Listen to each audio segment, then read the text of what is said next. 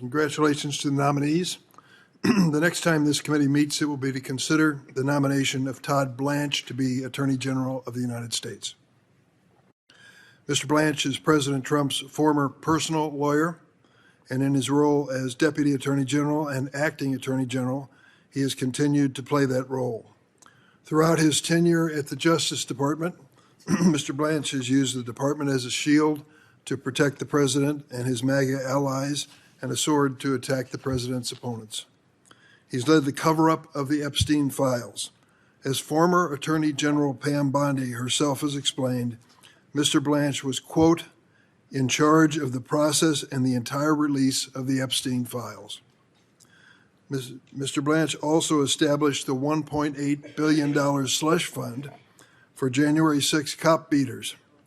And Mr. Blanche personally signed a document to provide the president and his family and his businesses with immunity from federal tax law violations. Immunity. Mr. Blanche has treated the Justice Department like a criminal defense firm whose sole client is Donald Trump. And he has abused the awesome prosecutorial power of our nation's top law enforcement agency to target anyone who dares to cross the president.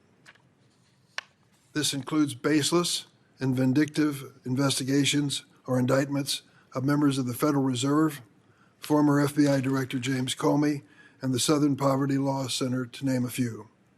The President and Mr. Blanche's efforts to fill the department with loyalists extend far beyond Washington. They have repeatedly bypassed this committee to illegally appoint U.S. attorneys whose resumes prove their devotion to the MAGA movement rather than any experience or integrity. This leads me to the subject of blue slips. Last week, Chairman Grassley stated that as long as he is chairman, this committee will continue to require blue slips from home state senators before considering district judges and U.S. attorney nominations. I am thankful that Chairman Grassley shares my commitment to preserving the blue slip. But the chairman inaccurately accused Democrats of obstruction for refusing to return blue slips for some nominees. Now the rest of the story.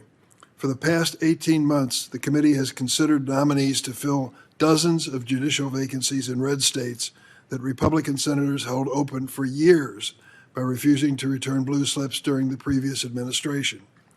Many Senate Republicans, though not all, engaged in unprecedented obstruction despite good faith efforts by the Biden White House to fill vacancies. Consider this. During the Trump administration, Senate Democrats returned, the first Trump administration, Senate Democrats returned 130 blue slips for Trump district court nominees. This led to the confirmation of 84 of these nominees, almost half of all the Trump district court judges in his first term. However, during the Biden administration, Senate Republicans returned only 54 blue slips, 130 for Democrats, 54 for Republicans, leading to the confirmation of 32 district court judges, less than 30% of all Biden district court judges. While I encourage Senate Democrats to work in good faith with this administration to fill vacancies in their state, it needs to be a two-way street.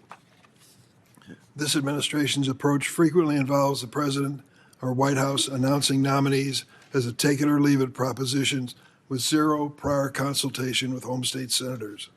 The Trump administration has tried to install nominees in U.S. Attorney's Office in states like New York, New Jersey, and Virginia, with no attempt to consult the Democratic senators representing those states. Many of these individuals have been disqualified from serving as U.S. attorneys after courts found their appointments were unlawful.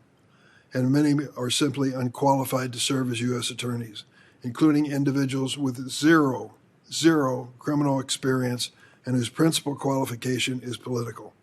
Blue slips are an important part of the Senate's constitutional duty of advise and consent, and in the face of lawless administration, they help senators defend the integrity of U.S. attorneys' offices and the independence of our judiciary.